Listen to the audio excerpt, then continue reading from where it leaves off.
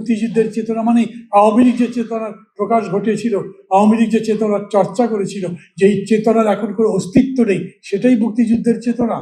সব লড়াইয়ের বড় লড়াই হলো রাজনৈতিক লড়াই।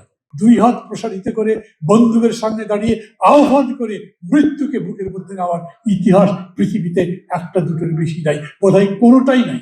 বন্ধুগণ, লক্ষ লক্ষ মানুষের জীবন দিয়ে, লাখো মানুষ মা বোনের ইজ্জত দিয়ে আমরা দেশটা নিয়ে এসেছি। এই দেশ আসবার পরে এখন পর্যন্ত 56 বছর পার হয়েছে।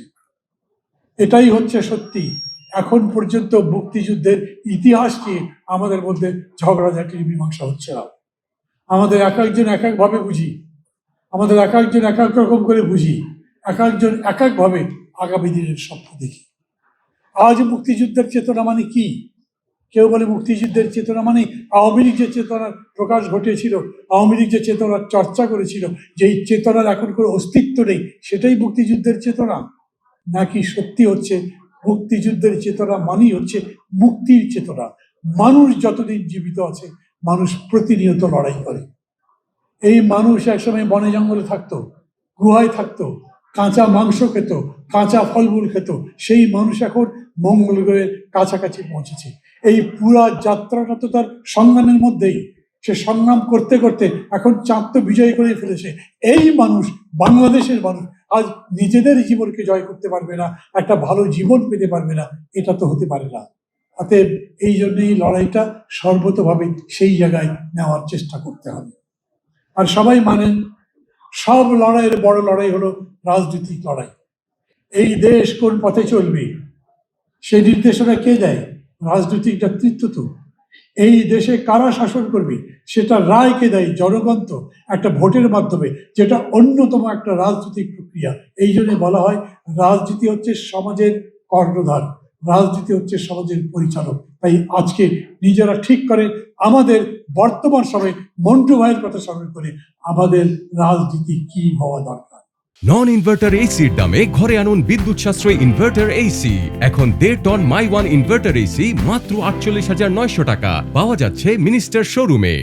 কি চান এখন বাংলাদেশে? কি চান?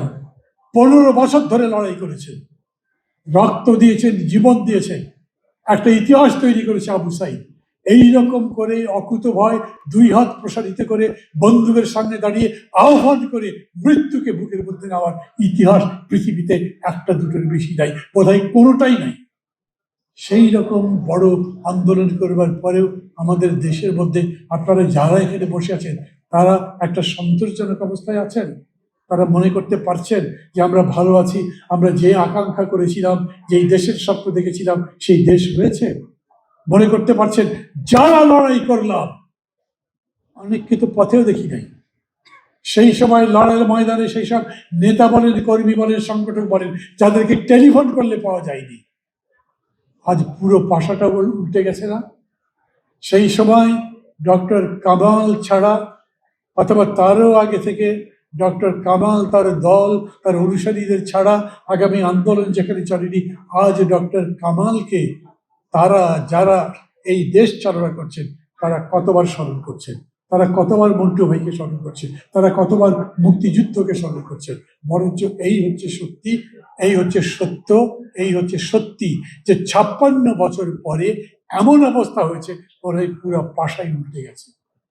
56 বছর আগে যাদের দেখতে পারতাম না, যাদের দেখলে রক্ত চাইতাম, আজ তাদের সাথে পাশে বসে একসাথে সভা দিচ্ছি। তাই তো আপনার বুক জ্বলে যাচ্ছে, আপনার কষ্ট হচ্ছে, কিন্তু ওই সবাই দাঁড়িয়ে তো প্রতিবাদ করতে পারছেন না। আপনি আপনার টেলিভিশনটা বন্ধ করতে পারছেন না। যখন টেলিভিশনে সংসদ দেখানো হচ্ছে, যখন সেই সংসদের চেহারা দেখে, চিত্র দেখে আপনার ভালো লাগছে না। অথচ এই হলো সত্যি যে সেইখানে যাদের নিয়ে লড়াই করেছিলেন 15 বছরে, তারা মিলেই এইটা তৈরি করেছে। কারা করবে এটা বলেন? জীবনে কোনোদিন আন্দোলন করেননি, কোনোদিন একটা মিছিল করেছেন, তার কোনো ইতিহাস নেই। সেই মানুষ গতকাল ছিলেন ওই পাশে, আজকে এই পাশে এসে মন্ত্রিত্বের শপথ দিয়ে নিয়েছেন না? এবং তাদেরকে আন্তর্জাতিক দরবারে সবচেয়ে বড় বড় জায়গাতে বসিয়ে দিচ্ছেন না? তখন ভাবতে হবে আমরা কোথাও কি ভুল করেছি, আমরা এখনো যে পথে যাচ্ছি সেই পথ ঠিক আছে তো? আমাদের এই পথ ধরে আমরা যে আকাঙ্ক্ষা করি সেই জায়গায় পৌঁছাতে পারবো তো?